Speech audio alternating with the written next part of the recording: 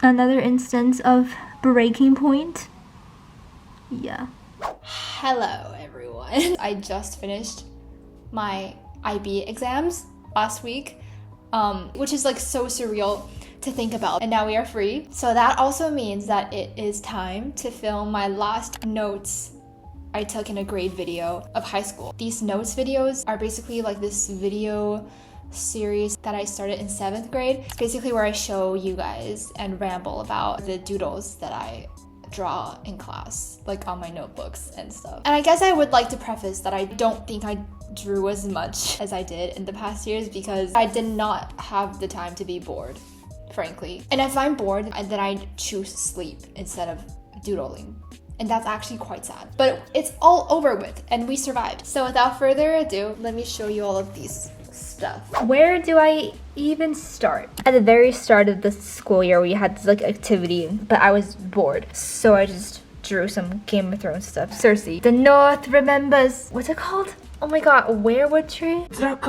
And Merida for some reason. We are going to be starting with my film notebook because this has been the ultimate love-hate relationship of my life so far. It has given me at least 3 almost all-nighters. But same as last year, it's just gonna be predominantly storyboards in here. Okay, I guess this is the start of grade 12. Like, I just gave up on any kind of neatness in my notebooks. I guess I just wanted to show this notebook first because it encapsulates my degree of sanity in IB. We had this mental health day at school, which is kind of ironic because of what? We got these stickers and I deliberately put this on my film notebook because I knew I needed it to survive this course. But I did, so yeah. I guess I'm just being dramatic. Next up, we're gonna provide a nice little juxtaposition and show the most peaceful class of my IB years, which is English. But I honestly basically did not use this notebook at all in grade 12. Okay, so this is A Doll's House by Henrik Ibsen. So this was one of the books we read this year. So when we were reading it together in class, I just did some doodles. Not that I thought this play was boring, but just because I just like it just happened. So I was so obsessed with like musical theater, and in this play there's this character called Christine Lind, or like Christina Linda in some adaptations, I don't know why, but every time I see her name gets called, I just, Christine, oh, the North. And there's a lot of like shocked expressions at how women were treated. I need to stop drawing this shocked face. Christine! Have anyone of you seen Imagine Me and You? If you did, then if you know, you know. This was the end of Act 1, and this is A Doll's House.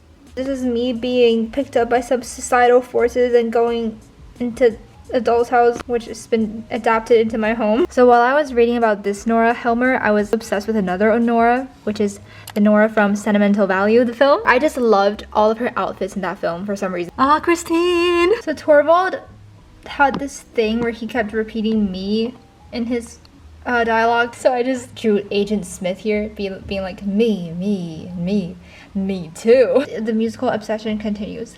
I have been changed for good. I don't know if this is a spoiler, if this is like a central text, but I was like thinking about Nora's character arc, and I was just like, her first breaking the rules and then breaking the wheel like Khaleesi. The musical obsession continues. Playtime's over and goodness knows. Nora, shall you never think of me again? And that's it. And this folder is back. If you remember from the last video, this is my English folder. So we did this kind of ad analysis. I just drew some, I almost said Middle Earth. I just drew some Westeros locations on here. And then we have inside the Red Keep, Jaime and Cersei. Every time I see this location, I get sad. Wait, debate interlude.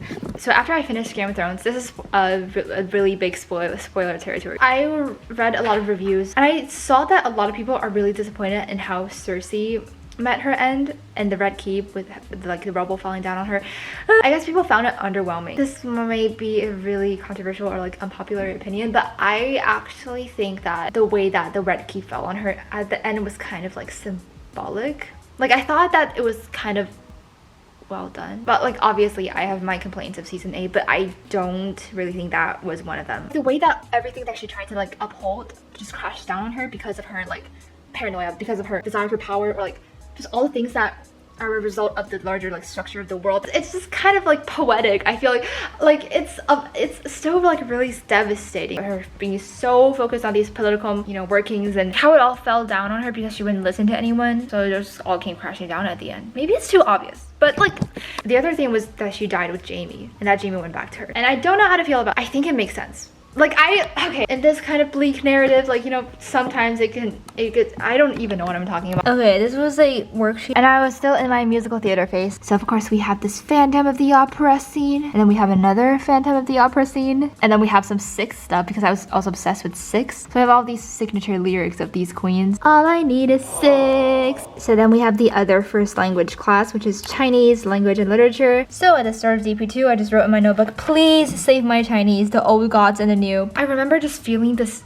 huge sense of dread at the start of my DP1 semester, especially for Chinese. Like, it just made me not want to do anything. Okay, we're gonna get real here. If you're like in the middle of your IB journey and you're taking a subject that just makes you feel dread, keep trying because it's gonna unfold one way or another. Like, you'll get there. I realized I basically drew nothing in my main Chinese notebook because I was like dreading everything. I also didn't draw a lot in this math notebook. So we have Arya Stark, then we have Tyrion Lannister, who I also love, and Sir Davos, which I also love. Cersei Lannister. Then we have Sansa Stark at the wall. Every single time Sansa overlooks the north in a really like solemn way, like it's always so epic. Like, these are some of the most epic Game of Thrones scenes. It's just Cersei overlooking the north for some reason. There's just this kind of weight because like she's been so far away from home, and I don't know why, but like her being far from home is so like more gut-wrenching. On this day, my laptop got taken away by my teacher. Rightfully so, honestly. So I will draw Game of Thrones stuff instead now. So here's Brienne of Tarth, which I also love. And then here's another attempt to draw Cersei.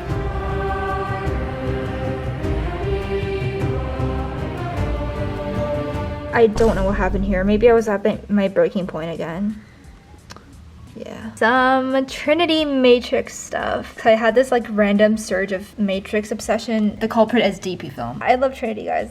You probably know this. Should I do another Trinity edit? Because the last one was honestly not that great. Like, I'm glad that people watched it, but... Now let's switch to another fandom, which is the Wheel of Time. Long story short, I watched it for Rosamund. Here is Moraine in the wheel. I just found this quote really funny for some reason. I just kind of designed a logo for Swan. I kind of liked the phrase like daughter of the river, strong as the tides, clever as a pike. Like, I just drew this. And I continued to draw a logo for Lan.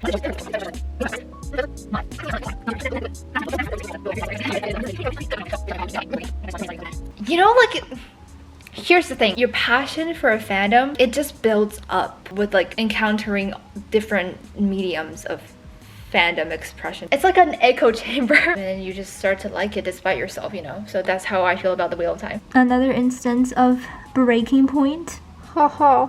I'm very delusional right now because I've been filming this for a long time. ESS, Environmental Systems and Societies. Used this in grade 11, so I don't have anything new. So we're just gonna say bye. It's just notes. Almost every sun that I draw on notebooks and stuff are wearing sunglasses. I think it started with Trinity. A Wheel of Time reference again. Water bond, you know. And finally, we have the mountain that is history. The amount of content we have to know for this subject in order to write all these essays for the exams is insane, but it's not, actually, it's not. But I'm really glad I took history. Oh, my mom drew this, by the way. So yeah, that's it.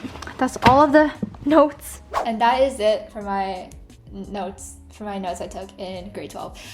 I probably won't be really consistent with YouTube if I'm being really honest, because I have never been. So, oh my god.